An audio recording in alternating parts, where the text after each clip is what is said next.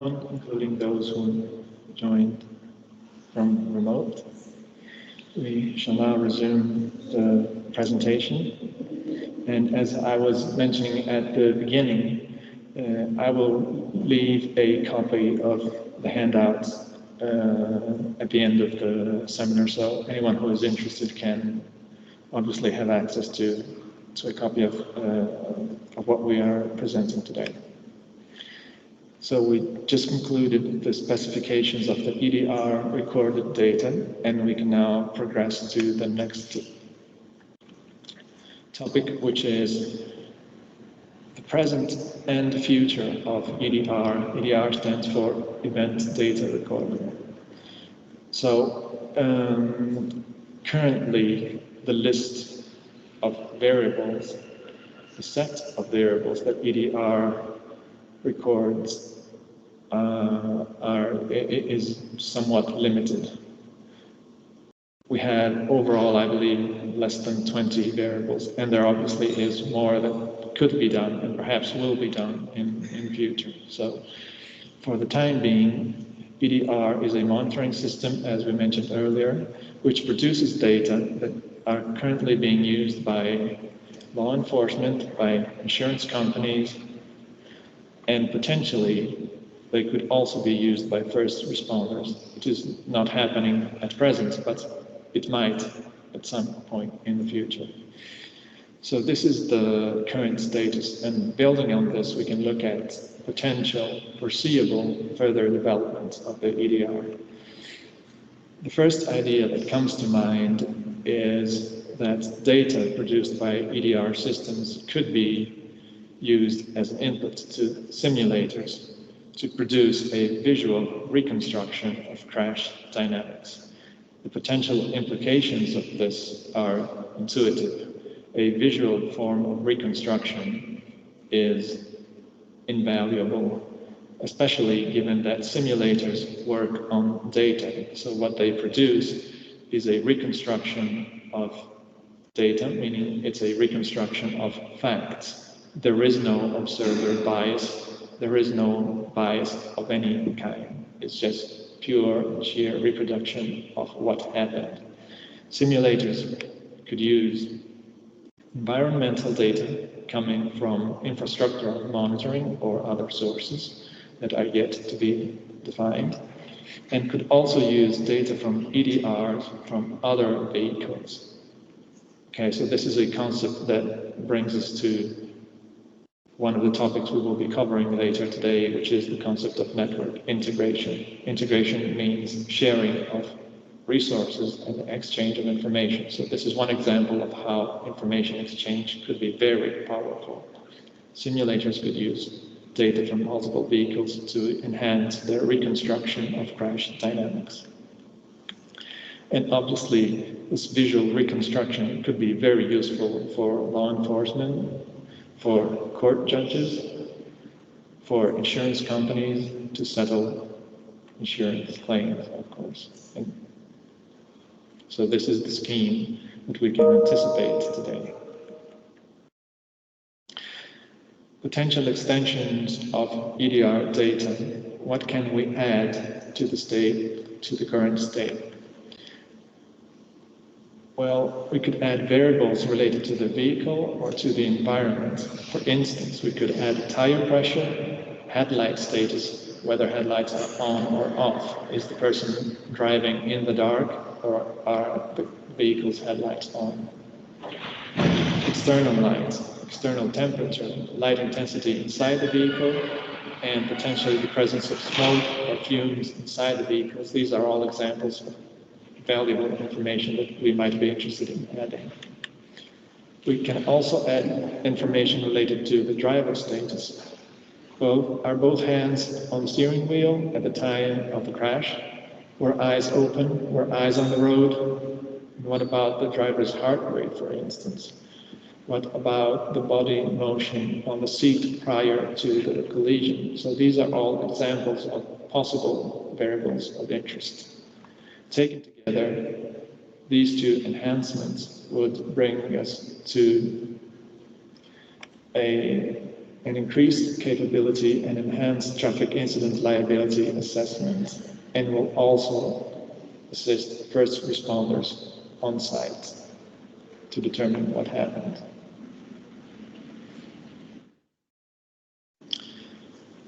So, to summarize monitoring application in terms of liability assessment, standardized onboard monitoring by EDR recorders is used for liability assessment. In future extensions of EDR may enhance the assessment process by expanding the set of recorded data, by providing virtual reconstruction of crash dynamics, and also assist first responders, provide that invaluable information that you need there on site when the crash occurs.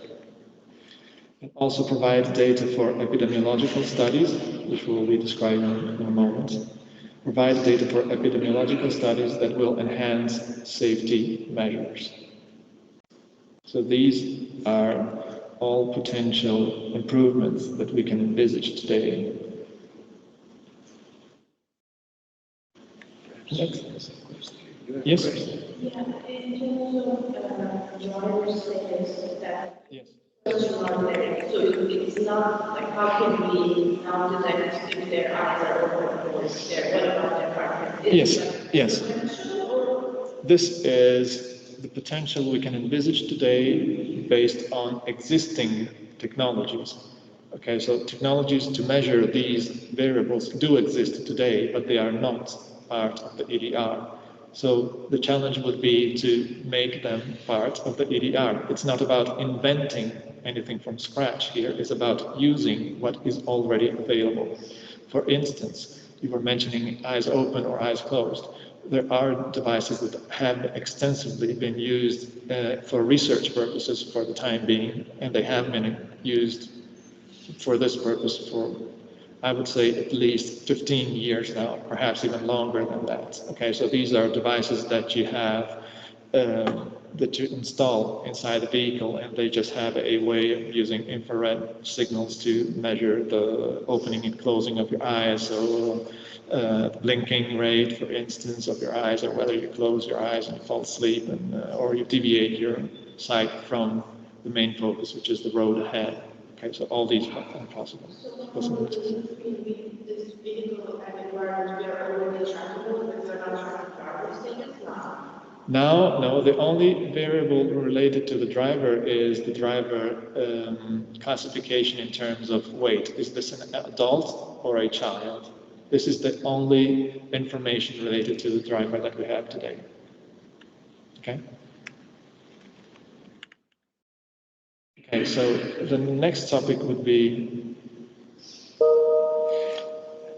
thank you for pointing out the question, because I was looking at the screen and I did not realize that there was a question pending. Yes, thank you. Okay, so let's now look at another application of onboard monitoring. Onboard means inside the vehicle. A tool to improve safety. And this brings us to the very important topic, which is personally very dear to me, which is epidemiological studies. Let's start from a very well-known concept, a common notion that we all have. Road traffic is a complex and unpredictable phenomenon with inherent hazards. By hazard, we mean any agent, any condition, any situation that has the potential to cause damage or harm. By risk, we mean the probability of such damage or harm occurring.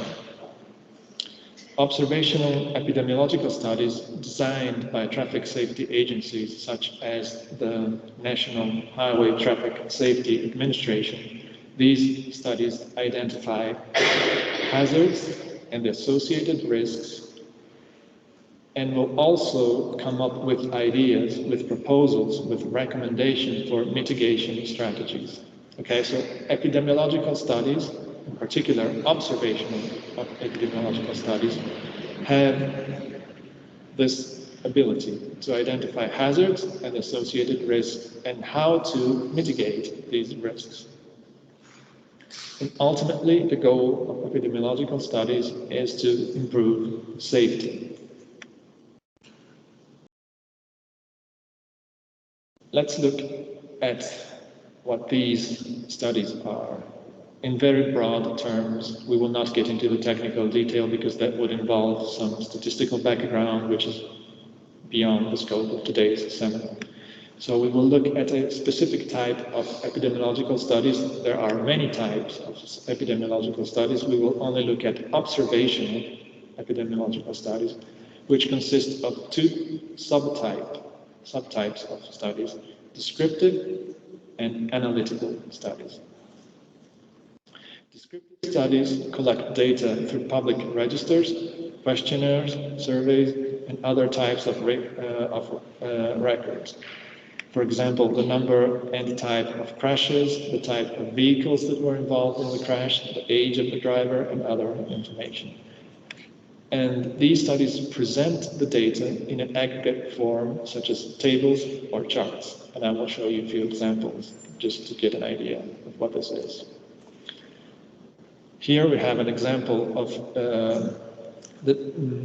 how data are presented as an outcome of a descriptive study carried out by, you see here the acronym NCSA. This acronym stands for National Center for Statistics and Analysis, which is an agency, is a research center within the NHTSA, which in turn is National Highway Traffic Safety Administration. So this example shows us how the data are presented. This form of presentation is called pie charts, and you use this form of presentation when you want to present percentage values. For instance, this table refers to traffic crashes and fatalities expressed in terms of percentage. So you have urban fatalities, 85% in the first chart on your left-hand side, versus 15% of rural fatalities. So this is a very intuitive way of presenting the data as an outcome of your study. This is another example. We call this a histogram, where you have in the horizontal axis the variable of interest. In this case is the age group. And on the vertical axis you have the variable which is your outcome. In this case is driver fatalities. The histogram presents the distribution of a stochastic or probabilistic variable. In this case, we see, looking at this chart, that in the age group between 25 and 34 years of age, you have the highest concentration of fatalities, which means that people are more likely to die at a relatively young age, both in rural, which is blue, and urban areas, which is orange. And urban area is more affected than the rural area. In other words, there are more crashes, more fatalities in urban areas. Okay, so this is a way to look at the data and to interpret it. These are all illustrations, very simple, very easy to grasp. The second type of epidemiological studies is analytical studies. Analytical studies elaborate and interpret the data produced by descriptive studies by carrying out inferential statistical analysis.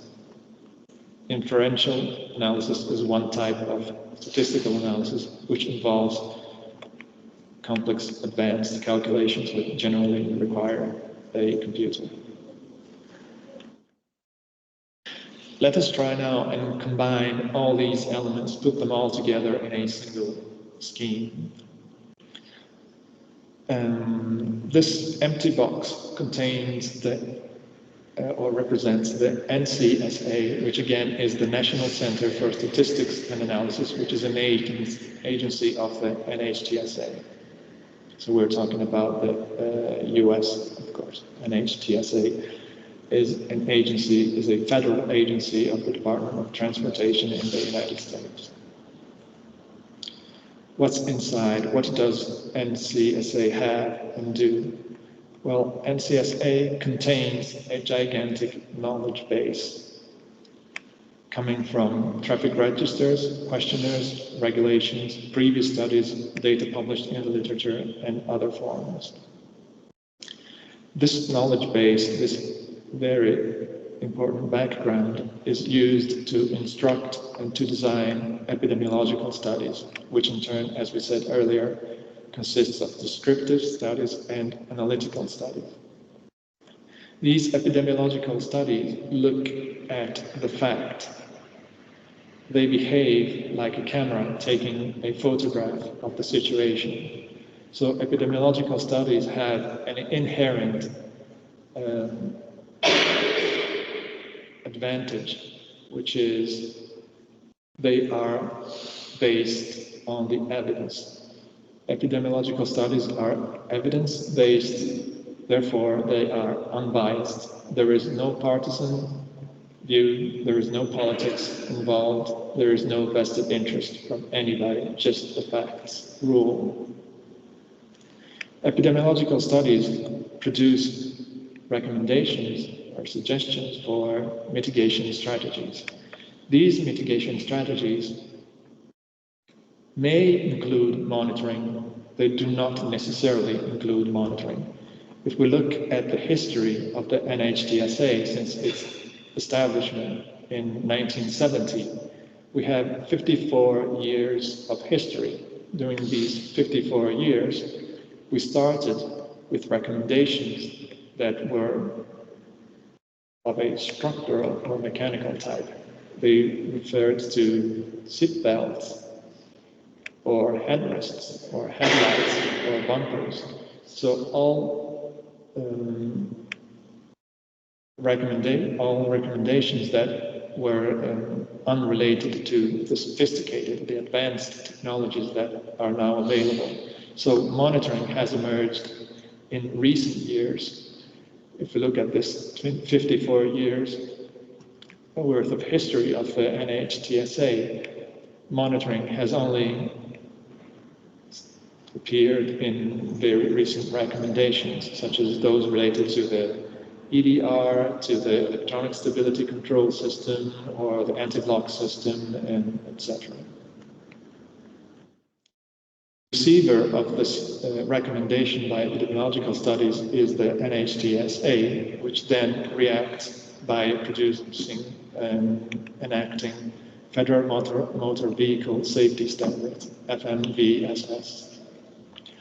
These standards may obviously standardize monitoring when monitoring is part of the recommendation. However, these FMVSS standards, they do not mandate monitoring necessarily. They standardize monitoring always when monitoring is involved, but this does not imply mandating monitoring. So mandating monitoring is something that is done by the legislator, where, if and when and where it is worth regulating. But in any case, there is a distinction between standardization and mandating a standard. Let's make an example. The EDR in the United States, there is an FMVSS standard that standardizes EDR, but does not mandate EDR. Okay, so any vendor that produces vehicles with EDR must comply with a standard, but they are not obliged to produce vehicles with EDR. The rule is, if you have EDR on your vehicles, then it must be standardized, but you are not obliged to put EDR on your vehicles. Before we progress any further, there's one last note that I would like to make here. Monitoring, as we described earlier, is a way of collecting data, recording data, storing data, and sharing data. All this information can then be used to increase the knowledge base, which means that future epidemiological studies will benefit from an enhanced knowledge base that receives data from monitoring. So this initiates and promotes a virtuous circle in which there is a positive feedback. So monitoring enhances not the knowledge base. The knowledge base makes epidemiological studies more advanced, more precise, more accurate, and they will recommend monitoring to a larger extent, and this in turn will reiterate the cycle. So to summarize, the NHTSA standardizes monitoring, but not always mandates it. Data produced by standardized monitoring are digital, which means they're easy to use, to transfer, and to elaborate. They are accurate, meaning that there is no subjective bias. They are homogeneous, meaning they are readily usable in an aggregate form. And they are manifold, meaning many variables can be included, can be added, making the spectrum of investigation much broader in perspective. Taken together, these invaluable properties will simplify, accelerate, and ultimately enhance epidemiological studies, which in turn enhances safety improvements.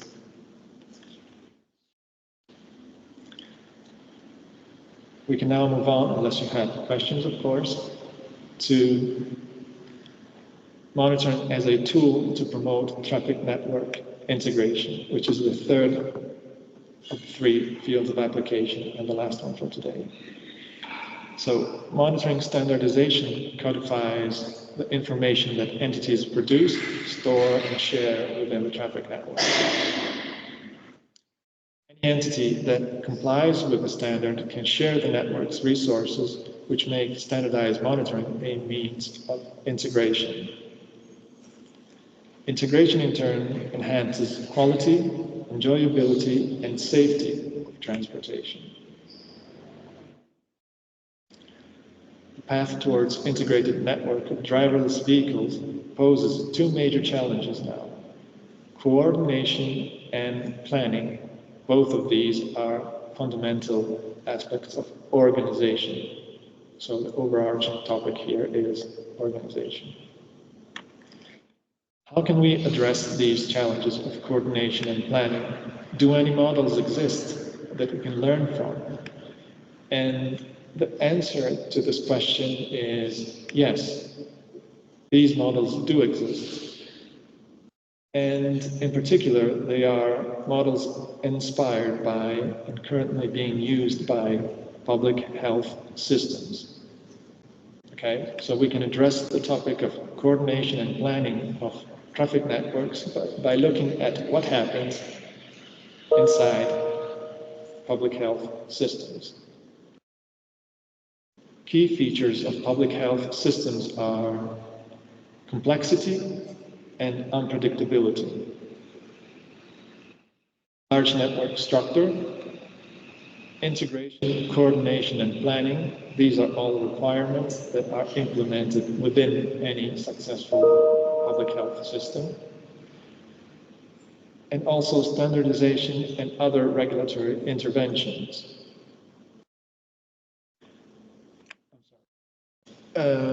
These features, these properties, as we can see from this list here, this bullet point lists, they all exist in traffic networks. Complexity and unpredictability, of course, traffic is inherently complex and unpredictable. Large network structure, yes, of course. Any traffic network is large in size. You have perhaps hundreds of thousands or millions of vehicles, or even tens of millions. It's very large numbers that we're looking at. Integration, coordination, and planning, yes, we do need that. We need to integrate the network, we need to coordinate the network, and we need to plan any activities based on priorities. And we also need to standardize, and we need regulations. These are all intuitive concepts. Every one of you can easily identify similarities between these features of public health systems and traffic networks. So let's take one example, one model of public health system, the one that is most widely used today. And this is the Ottawa Charter model of public health. The Ottawa Charter model was presented by Canadian former Minister Marc Lalonde at the International Conference of Public Health, which was held in Ottawa. Ottawa is in Canada, in 1986. Since that date to the present day, this has become the norm and the model and the reference for any public health system worldwide. And that is why we are borrowing this model today. The model originates from Lalonde's personal experience during his term as National Health and Welfare Minister from 72 to 77.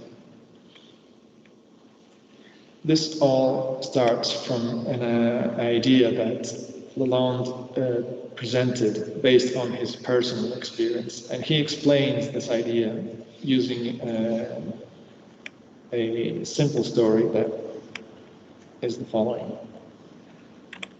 There is a middle-aged male individual who experiences fatigue and difficulty breathing, and he goes to the doctor with these presenting symptoms. He receives from his doctor a prescription for drugs and some recommendations for lifestyle changes, including physical activity, healthy diet, etc. A certain number of hours of sleep per night, etc. A few months later, the patient's condition had worsened. Despite taking the drugs, he has been unable to make the recommended lifestyle changes. So what happens? The doctor blames the therapeutic failure on the patient. So this is the story, the example that Lalonde tells to explain us what he means, what his plan is.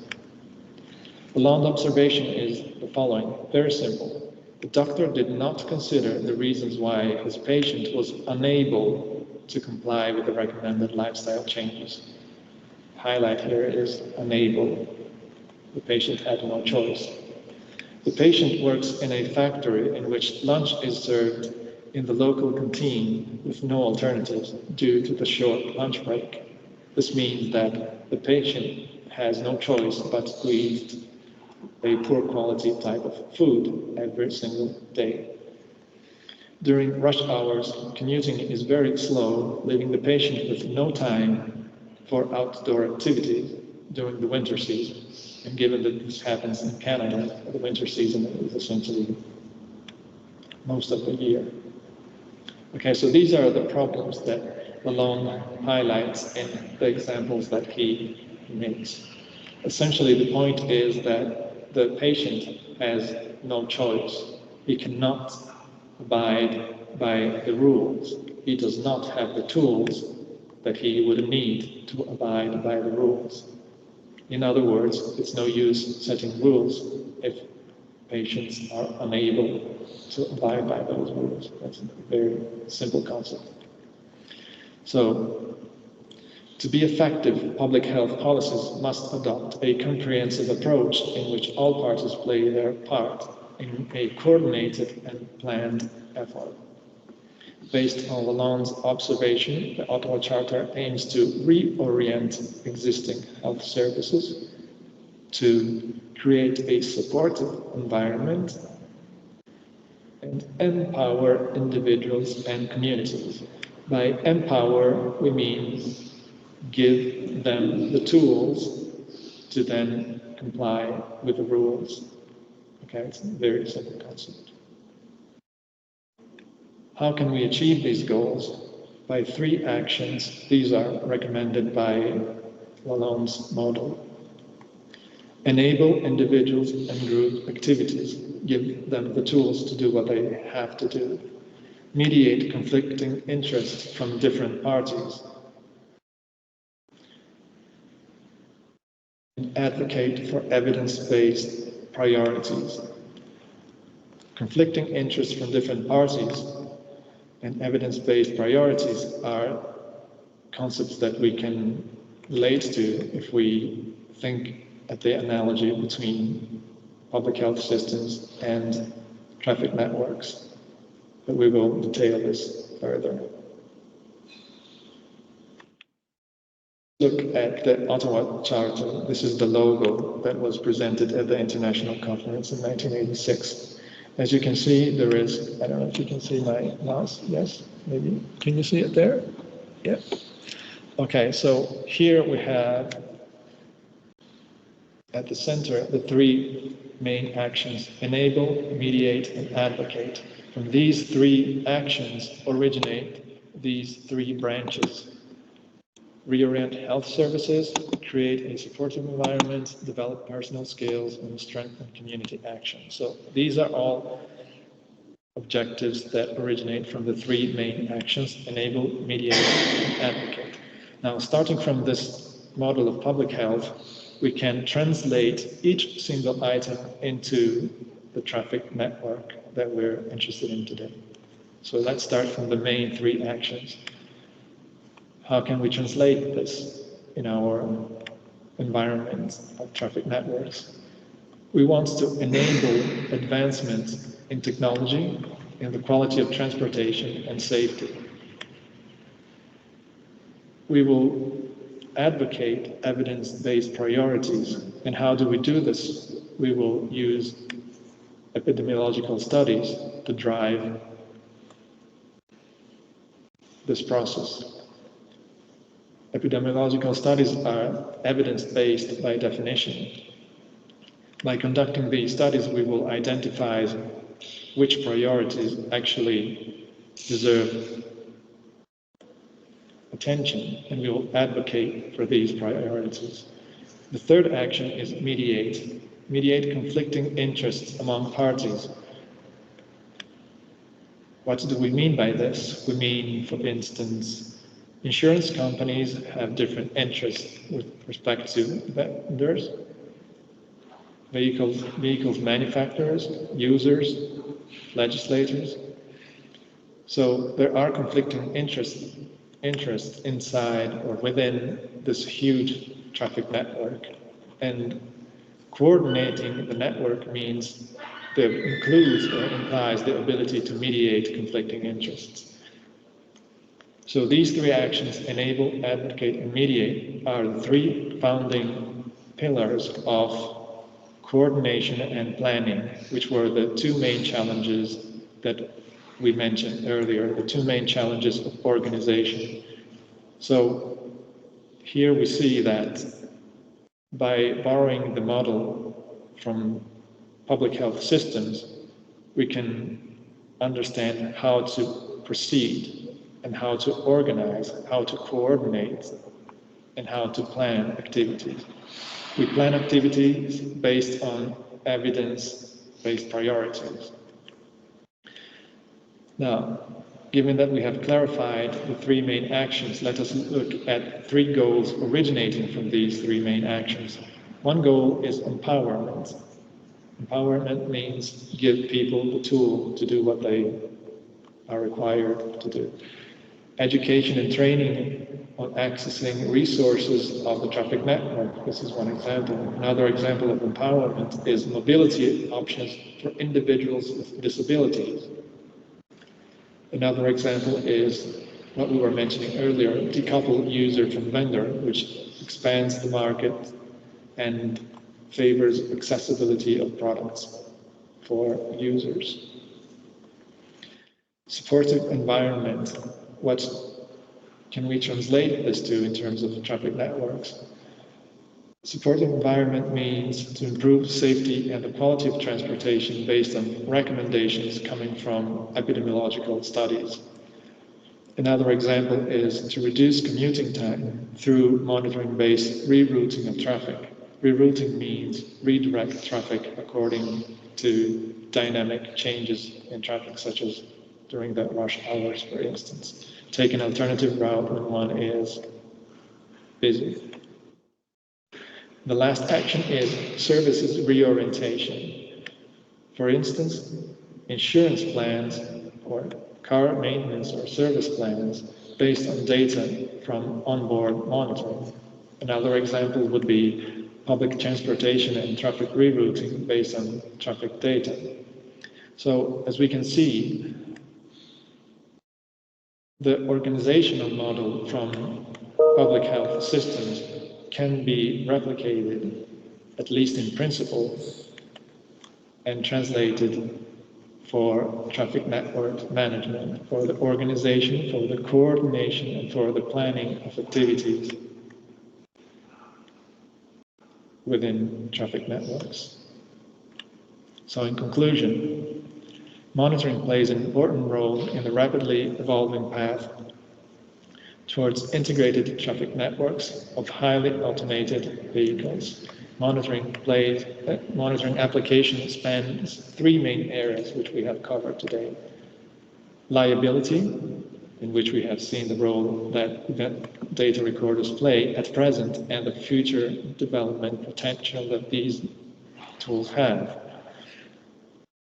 EDRs monitor relevant data to reconstruct the dynamics of traffic incidents and contribute to liability assessment. We have seen the potential for future development, which includes the expansion of the current set of data being recorded and also the introduction of simulators. The second field of application is safety. Monitoring strategies based on epidemiological data will help prevent adverse events and improve traffic safety. Adverse events are any form of traffic incident. And the third field of application is integration. Monitoring standardization promotes integration by codifying communication within the traffic network. And integration in turn enhances the quality, enjoyability, and safety of transportation. Public health models provide an ideal framework to address the major challenges of traffic network integration, namely the coordination and the planning of functions and activities. Within this framework, standardized monitoring plays a key role by providing essential data for efficient integration, evidence-based planning, and dynamic coordination of the traffic network. And with that, I shall conclude and thank you for your attention, and I will be happy to take questions if you have any. Thank you.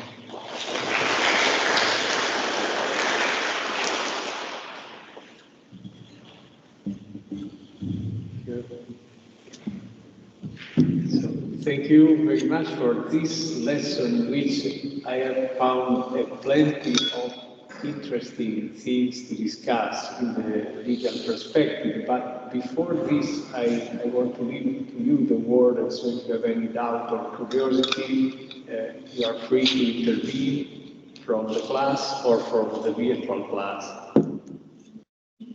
If you like to come, or as you prefer. Okay.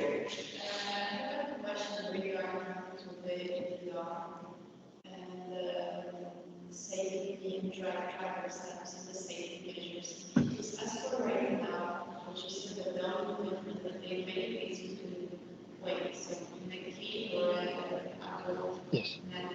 I remember that Volvo is the safer for women because they have a higher risk of splash. I don't remember exactly.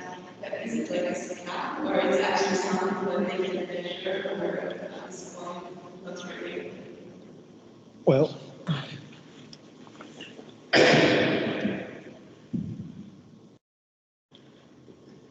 thank you for the question.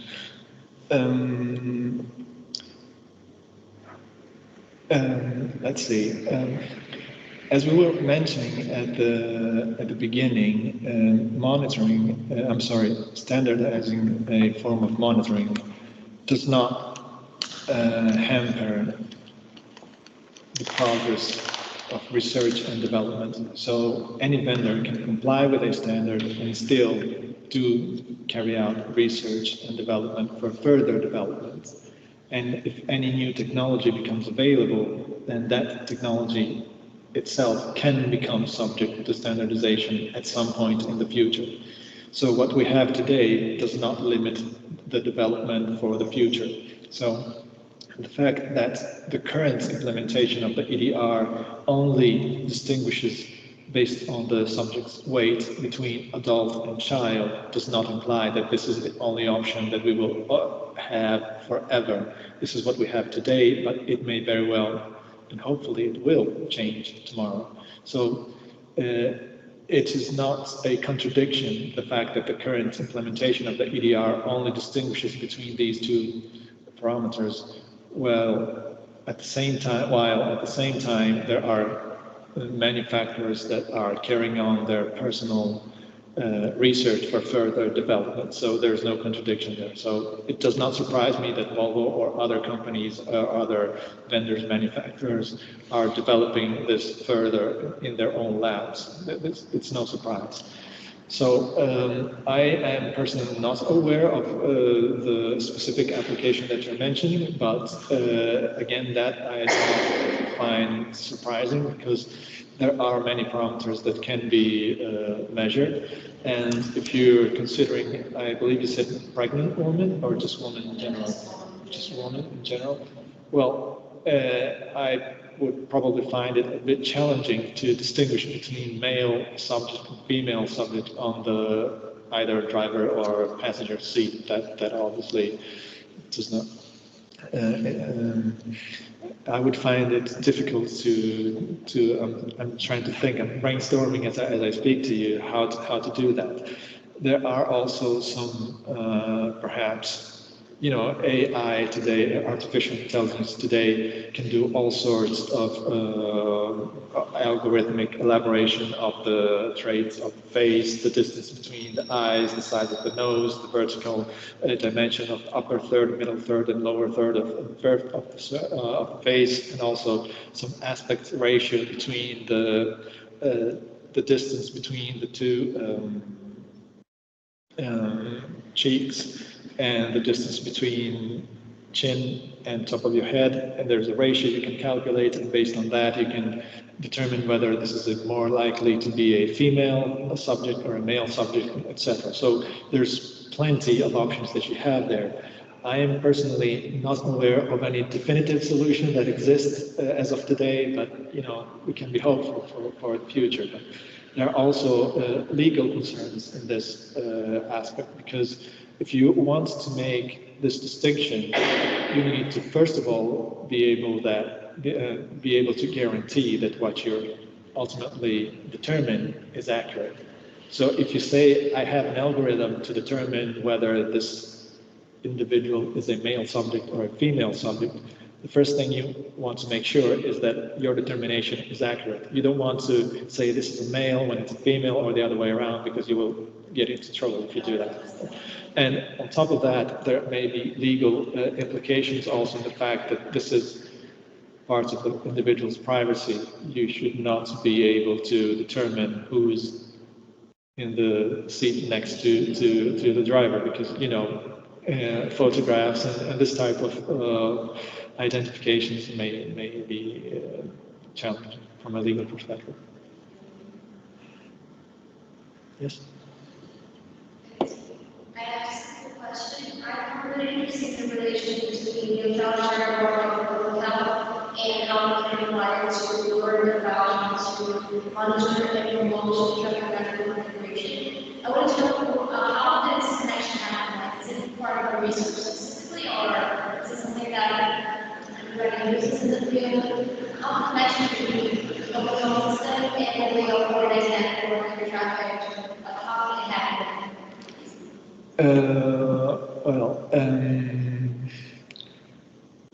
This model of public health obviously has now gained over 40 years of experience. Okay, so as I mentioned, this conference was held in 1986, but the Lalonde's model was proposed ahead of that conference, so it's been around for well over 30 years now.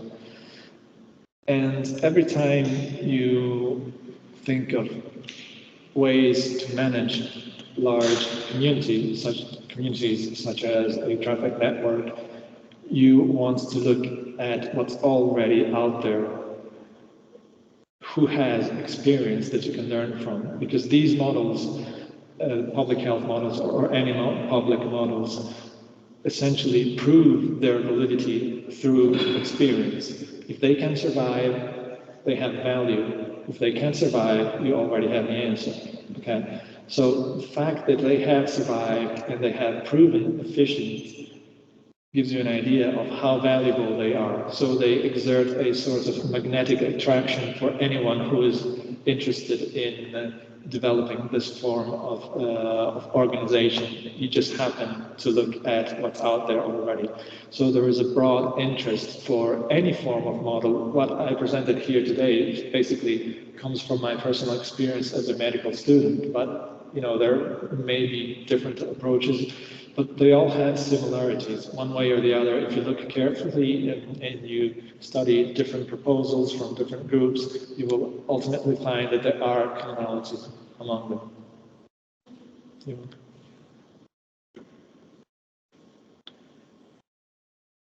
Any curiosities, any more questions, feel free.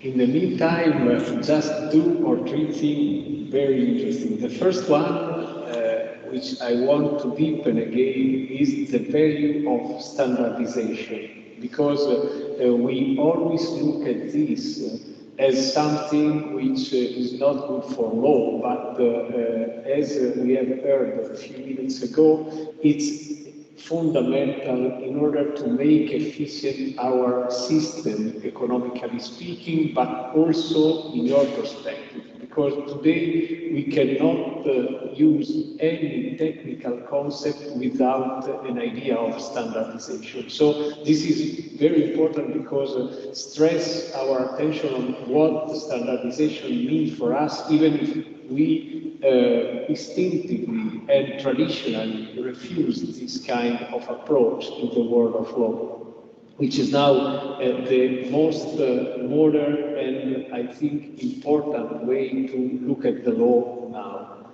first of all. Second thing, which is connected, we have heard one important thing in regulating the relation between car, roads, and the interaction between the two, but also the role of the human being in this, which was dominant for many decades, but now is changing because it's more and more important the role of the devices which govern the behavior of the car and also the connected street. And so for this reason, the importance of monitoring in order to build a very efficient relation between all the actors.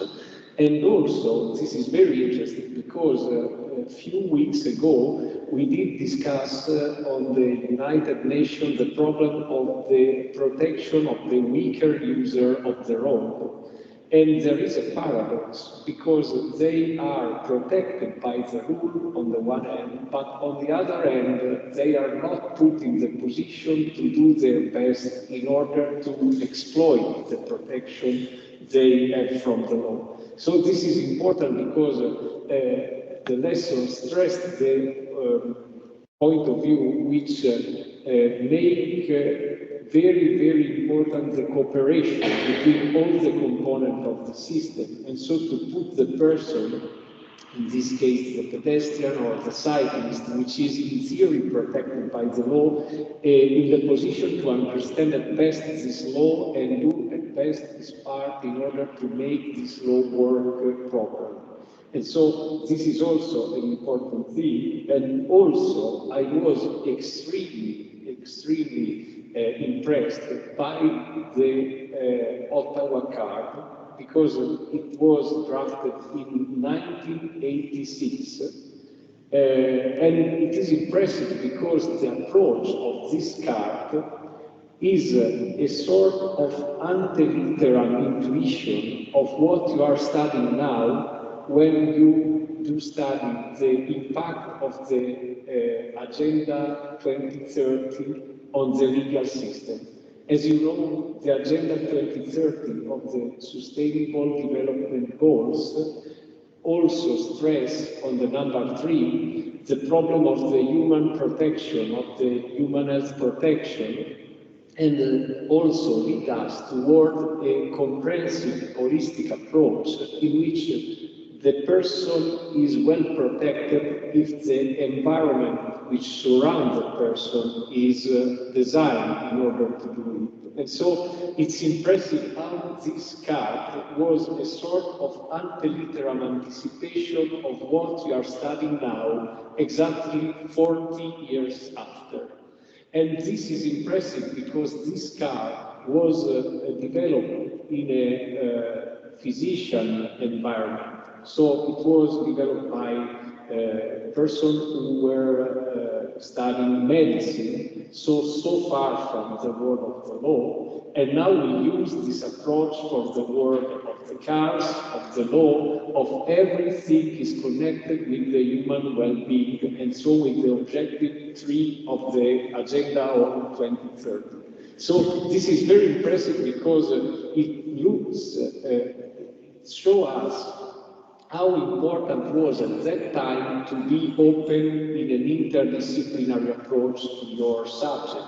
Imagine 40 years ago, when I and Luigi met and we were at the secondary school, at the high school, so many decades ago, nobody was capable to imagine how for a law student will become important to know these things coming from discipline which at that time looked so far, so not interesting, so in some case a waste of time if you do not study your discipline and you perhaps study something which apparently is so far. 40 years after, you know that without this perspective, you run the risk to do not understand completely the subject you are studying, because this contamination is not a waste of time, but is a precious element which can enrich your perspective. Last thing from your intervention, Volvo was a pioneer in this, because the story which was always told is that in a time in which safety did not sell, and so nobody was interested in safety, in the 50s, for example, Volvo started his own a program of post-marketing monitoring. And so every Volvo car which was involved in an accident was studied with an enormous cost in terms of commitment of engineers, technicians, etc.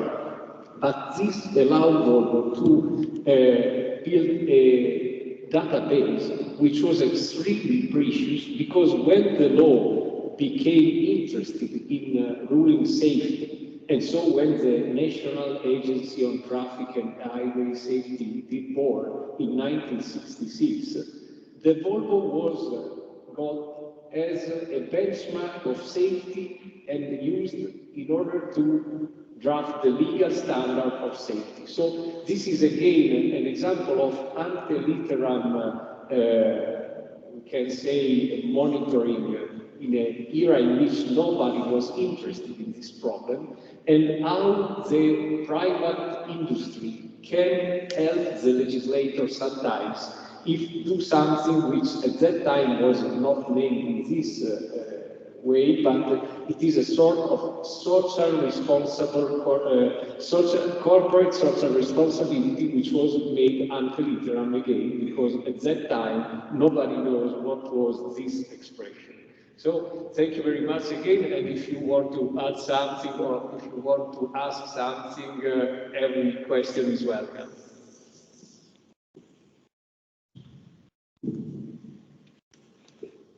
Thank you again, Enrico, for your comments. I would just add one note that the inventor of this Ottawa Charter model had a degree in law. Marc Lalonde is not a physician, he had a degree in law, although he did develop some valuable experience during his term in office as a Minister of Health. So he had the point of view of a similar background to the one that you all have.